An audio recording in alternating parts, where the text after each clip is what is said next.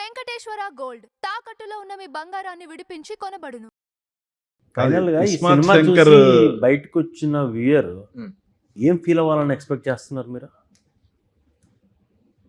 ఒక పదం ఉంటుంది. మేము సినిమా కొన్ని షోలు వేసినప్పుడు కూడా విన్న తర్వాత అదే పదం విన్నాం, అదే పదం వినాలనుకుంటున్నాం. ఏంటది? చూడండి లోపల నుంచి వస్తుంది, అది అంటామా లేదా అన్నది తర్వాత చెప్తారు. ఒకటి కాదు, ఇందాక ఇస్మార్ట్ శంకర్ గురించి చెప్పారు. ఒక అంటే ఒక ఆడియన్ గా నాకు నచ్చాలి కదా, కానీ ఇస్మార్ట్ శంకర్ తర్వాత నేను కదా ఆడియన్ గా నేను చూసే సినిమాలు అయ్యా ఉన్నాయి. ఒక ఆడియన్ గా మీరు ఫీల్ అయింది. బట్ ఆ తర్వాత వచ్చిన సినిమాలు ఏవి వర్కౌట్ అవనందుకు మళ్ళీ జోనర్ మార్చారు అనేది టాక్ వచ్చింది. టాక్లు వస్తూ ఉంటాయి. కాదు, వన్ డే నా ఎక్స్పీరియన్స్ ఏంటంటే లవ్ స్టోరీలు వరుసగా చేసి ఒక మాస్ సెట్ కొట్టిన వెంటనే ఇదన్నా మనం అంటారు. మాస్ సినిమా వరకు సడన్గా లవ్ స్టోరీ ఒకటి ఇప్పుడు రేపు అయిపోయిందా ఇది కదా మనం చేయాల్సింది అంటారు. దాని తర్వాత మాస్ సినిమా చేస్తాం, మళ్ళీ ఇది కదా మనం అంటారు. So we have to satisfy all of. ఏ కథ చెప్పినా కరెక్ట్గా చెప్పి నచ్చేటట్టు చేస్తారు. నా లక్ ఏంటంటే నన్ను లవ్ స్టోరీలో యాక్సెప్ట్ చేశారు, ఫ్యామిలీ డ్రామాస్లో యాక్సెప్ట్ చేశారు, కామెడీ ఎంటర్టైనర్స్లో యాక్సెప్ట్ చేశారు, పీక్ మాస్లో యాక్సెప్ట్ చేశారు. So have acceptance in everything. So దాంట్లో కూడా చిన్న కన్ఫ్యూజన్ ఉంటుంది కానీ ఏం చేయాలి, but have been accepted. So ఏం చెప్పాలన్నా రైట్గా చెప్పాలి. నేను అంతమంది అంత వైడర్స్ సెక్టార్ని నేను ఎంటర్టైన్ చేయగలుగుతా. So I have more scope to do that. కానీ అదేమన్నా అంటే ఏ టైప్ ఆఫ్ సబ్జెక్ట్ చేయాలనే ఒక కన్ఫ్యూజన్ ఏమన్నా ఏర్పడిందా దీనివల్ల? అవి కూడా ఉంటాయి. అంటే నాకన్నా డైరెక్టర్స్ ఎక్కువ ఉంటాయి. అంటే ఏ టైప్ ఆఫ్ సబ్జెక్ట్ ఒకటిను కథ రాసిన తర్వాత అమ్మ డాన్స్ సరిపోవట్లేదేమో, డాన్స్ సాంగ్ పెట్టాలి కదా, పెట్టి వాడుకోకపోతే డైరెక్టర్ బ్యాడ్ మ్యాన్. సో ఆ ప్రెషర్స్ ఎక్కువ చూసారు. ఇది వాడుకోవాలి, అది వాడుకోవాలి, ఫైట్ పెట్టాలి, స్టైలిష్గా చూపించాలి, యాక్టింగ్ బాగా చేస్తాడు, కామెడీ చేయాలి, అది పెట్టి. సో దాంతో కొంచెం అటు ఇటు పోవచ్చు. మహేష్ కూడా చెప్పాయి చాలా పవిత్రమైన స్క్రిప్ట్ కానా ఏం పెట్టకు లేదు అక్కడ. సో అక్కడ వద్దు, first day first show dance ఉంటుంది, సరిపోద్ది, ఆర్గానిక్గా ఉంటుంది. అంటే మహేష్కి ఎటువంటి సహకారం మీ దగ్గర నుంచి? అంటే లైక్ అది స్క్రిప్ట్లో కానీ లేకపోతే అక్కడికక్కడ ఏమైనా మార్చడాలు అలాంటివి ఏమైనా జరిగాయి? అది మహేష్ని అడగాలి. But we discuss the lot. అంటే మార్చ్ 2024లో యాక్సెప్ట్ చేసిన సినిమా నవంబర్ 24లో స్టార్ట్ చేసాం. సో అప్పుడు దాకా ఇట్స్ ట్రావెలింగ్. అసలు ఇంత మంచి సినిమా ఎలా చెప్దాం, ఏంటి సాంగ్స్ ఫస్ట్ చేంజ్ చేసుకుందాం, ఒక కొత్త సౌండ్ కావాలి. సో వివేక్ మవన్ అని అక్కడ నుంచి రప్పించాం. And so that definitely worked. Okay, కొత్త సౌండ్ వచ్చింది. ఇప్పుడు నువ్వంటే చాలే కానీ, చిన్ని గుండెలో కానీ, FDFS కానీ ఎన్ని చూస్తుంటే కొత్త సౌండ్ వచ్చింది. ఆల్బమ్ ఫస్ట్ పాట బాగుందన్నారు, ఈ పాట కూడా బాగుందన్నారు, ఇప్పుడు ఆల్బమ్ బాగుంది అంటున్నారు.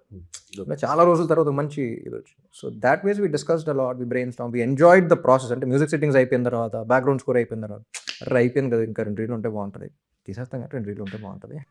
కాదు, ఫస్ట్ మీరు రాసిన సాంగ్ రిలీజ్ చేయటం అనేది రిస్క్ అనుకోలేదా? ఏమన్నా కొంచెం అటు ఇటు అయితే అరే ఎందుకురా కాబట్టి లేదండి. అంటే నాకన్నా మహేష్ ఎక్కువ కంగారు పడ్డాడు. ఫస్ట్ విన్నప్పుడు ఫుల్ ఎక్సైట్మెంట్ వచ్చింది. దాని తర్వాత ఒకరోజు ఫోన్ చేశాడు, సార్ ఇంకొక 3 లిరిసిస్ట్ చూపిద్దాం, నాకు 100% కాన్ఫిడెంట్ అండి, ఒక్కసారి వినిపిద్దామా అంటే, మీరు రాశారు కదా మళ్ళీ పేరు వేస్తున్నాం, అది happy and but every lyricist vent, they were also like బాగుంది, ఏం మాట్లాడు, బాగుంది కదా. So that ways I think luckily నన్ను ఇంకో వర్షన్ అడిగితే దొలు తిరిపేది మహేష్, ఏ రాశాను అక్షరం. So and I'm very open to it. అర్థం ఓకే, బట్ ఎందుకు ఏంటి కరెక్ట్గా ఉంటే మార్చేస్తాం కానీ, బట్ లక్కీలీ ఇంకో వర్షన్ అంటే అక్షరానికి అక్షరం అదే. జనరల్గా హీరోలు అంటూ ఉంటారు కదా, అంతా బాగానే ఉంది కానీ why don't you try another version, ఇది ఇక్కడ మార్చొచ్చు, అది అక్కడ మార్చొచ్చు అని అంటూ ఉంటారు.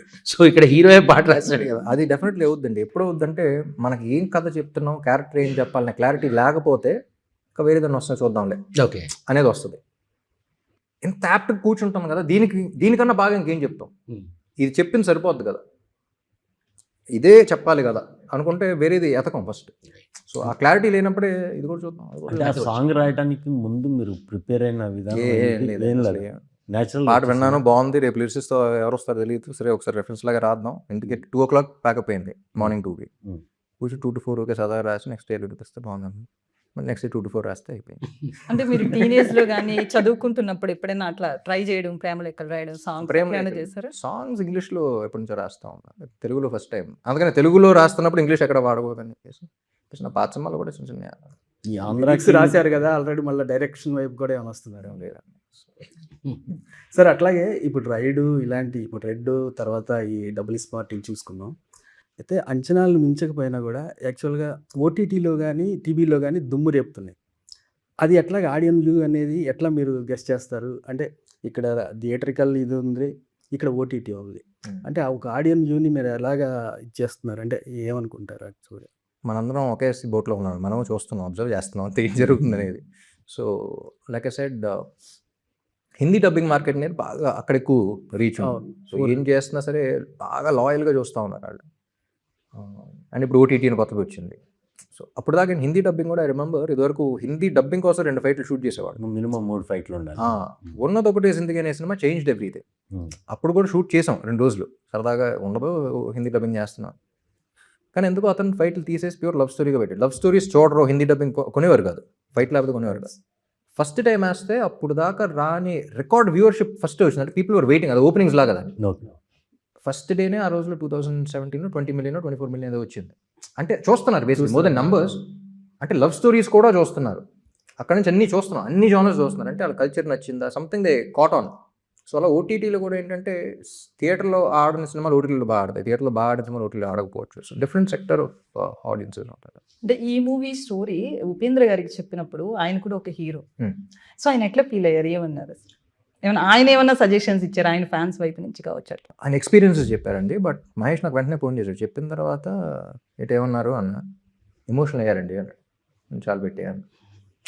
So that is all I needed. బాగుంది, ఈ సీన్ బాగుంది అది కాదు, హీ ఫెల్ట్ ఎమోషనల్. కొంచెం మాట్లాడి హీ ఫెల్ట్ ఎమోషనల్ అనిపించింది. ఆయన మీట్ అయినప్పుడు కూడా అదే చెప్పారు, కథ విన్న తర్వాత ఐ ఫెల్ట్ వెరీ ఎమోషనల్ రా, మీరు చెప్పాలి కథ అని చెప్పారు. ఎందుకంటే నాకు ఫ్యాన్గా ప్లే చేయడానికి ఫస్ట్ ఒక ప్రీ కన్సీవ్ నోషన్స్తో ఎలా ఏంటి అని ఉన్నా సరే, ఆయన ఈ క్యారెక్టర్ మీ సినిమా చూసినా అర్థం ఉంది, ఒక సూపర్ స్టార్గా ప్లే చేయడం కూడా it's very difficult for us. అంటే అన్ని పక్కన పెట్టేసి ఈ కథ చెప్పాలి అని అనుకుంటే కానీ ఇద్దరిని చెప్పినాం.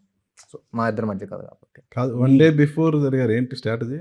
1 day before ముందు జరిగేది అనుకున్నారు కదా, 28 అనుకున్నారు, 27కి వస్తున్నారు. ఎందుకని is there any strategy? Strategy అన్నట్టు ఏం లేదండి. బేసిక్లీ యూఎస్లో లాంగ్ వీకెండ్ వస్తుంది, 28th అనేది ఫిక్స్. అసలు నవంబర్ అనేది కొంచెం డెడ్ సీజను, దాంట్లో మళ్ళీ మిడ్ వీక్. సో యూఎస్ నుంచి అక్కడ ఫస్ట్ ప్రీమియర్ చేసి థ్యాంక్స్ గివింగ్తో చేసి అక్కడ నుంచి ఇక్కడికి. అలాగే ప్రీ రిలీజ్ కర్నూలు ఏంటి, పర్టికులర్గా కర్నూలులో ప్రీ రిలీజ్ చేయాలనే ఆలోచన ఎందుకు వచ్చింది అసలు? తెలియదు, మార్కెటింగ్ అని అడగాలి, అంత డీటెయిల్స్లోకి వెళ్ళను. కర్నూలా ఎంత దూరం, ఓకే పొడుగు వల్ల కార్లు ఉండొచ్చు, ఓకే. గత సినిమాల కన్నా ఈ ఆంధ్ర తాలూకా స్పెషల్ ఏంటి? ఏం లేదు కానీ మీ గత సినిమాల కన్నా ఈ సినిమాకి స్పెషల్ ఏంటి మీరు ఫీల్ అయింది? అదే అండి, ఫస్ట్ టైం కెరీర్లో ఈ కథ చెప్పాలి. It's very important for the story to come out. This film, ఈ సినిమా బయటికి రావాలి, ఈ కథ బయటికి వెళ్ళాలి అనుకున్న సినిమా ఇది. సో ఫస్ట్ అన్నీ పక్కన పెట్టేసి ఈ సినిమాలో లైక్ ఐ సెడ్ రామ్ చూడరు కాదు, నాకు చూస్తారు. So it's very any lessons from and also చాలా రోజుల తర్వాత ఒక సినిమా చూసిన తర్వాత మనకు ఒక లోపల ఫీలింగ్తో బయటకు వస్తాం. అది రాజ్ కుమార్ హిరానీ సినిమాలకు ఎక్కువ జరుగుతూ ఉంటాయి. మనం కూడా we feel that. Human element అది చేస్తాం. అందుకని క్లాసు మాసు ఫ్యామిలీ ఏం లేదు, మనిషి అనేవాడు ప్రతి ఒక్కరు కనెక్ట్ అవుతుంది.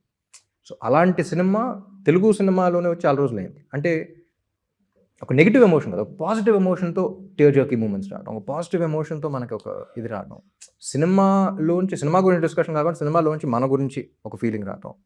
So that is the reason by then do they we make films కదా. So I thought that was very beautiful. Any lesson from this character? మీరు సినిమా చూస్తే క్లారిటీగా ఉంటుంది. ఆ పదం ఉంటుంది కదా, ఆ పదం చెప్పాను కదా, సినిమా రిలీజ్ తర్వాత పదం మమ్మల్ని మేము ఎలాగో ఆ రోజు చూస్తాము.